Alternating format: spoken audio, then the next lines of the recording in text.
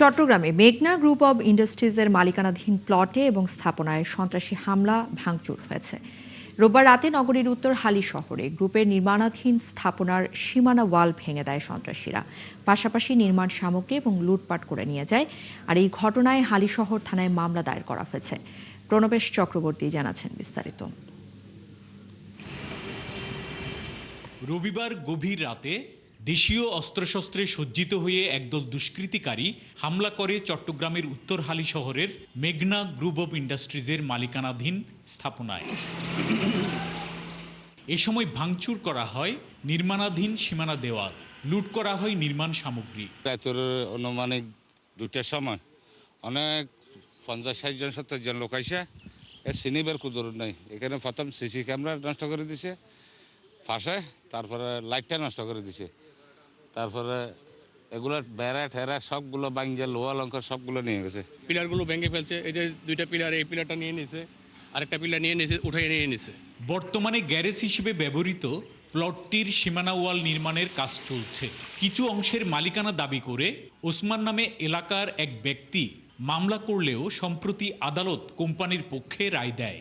এরপর সীমানা ওয়াল নির্মাণ শুরু হলে এই হামলা হয়।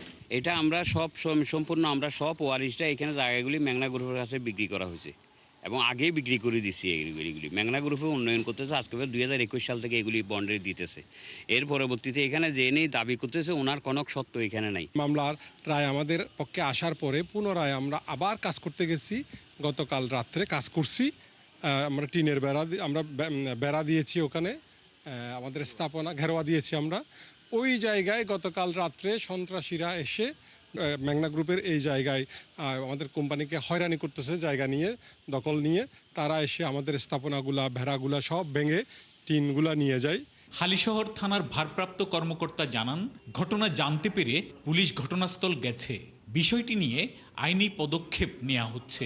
শোনার সাথে সাথে আমি আমার টহল টিম 2টা টহল টিম আমি পাঠিয়েছি।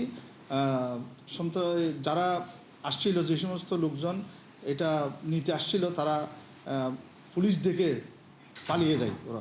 হ্যাঁ, মেঘনা গ্রুপের লোকজন আমাদের সাথে যোগাযোগ করেছে। ওনারা আমাদেরকে অভিযোগ দিলে আমরা তদ অনুযায়ী আইনগত ব্যবস্থা গ্রহণ করব। এদিকে অভিযুক্ত ব্যক্তির মোবাইলে বিষয়টি জানতে ফোন করা হলেও কোনো উত্তর মেলেনি। প্রণবেশ চক্রবর্তী, 71, চট্টগ্রাম।